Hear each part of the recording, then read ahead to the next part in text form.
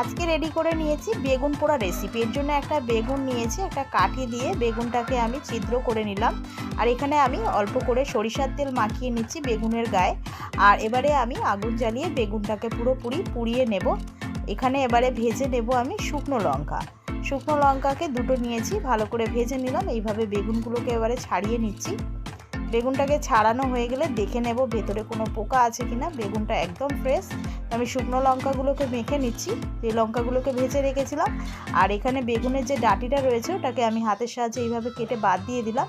বেগুনটাকে এবারে আমি মেখে নেব। দিয়ে দিলাম স্বাদ অনুযায়ী লবণ, আর দিয়ে দেব আমি এখানে একটু সরষের তেল দিয়ে দিলাম। আর একটা মিডিয়াম সাইজের পেঁয়াজ কেটে রেখেছিলাম সেটাকে দিয়ে দিলাম। আর ধনেপাতা কুচি দিয়ে ভালো করে মেখে নিলেই রেডি হয়ে যাবে বেগুনের ভর্তা রেসিপি। এইভাবে বাড়িতে ট্রাই করবেন, খেতে কিন্তু অসাধারণ লাগে। ভিডিওটা ভালো লাগলে একটি লাইক, একটি সাবস্ক্রাইব করে চ্যানেলটির পাশে থাকার জন্য অনুরোধ রইল। ধন্যবাদ বন্ধুরা, আজকের মতো এইটুখানি।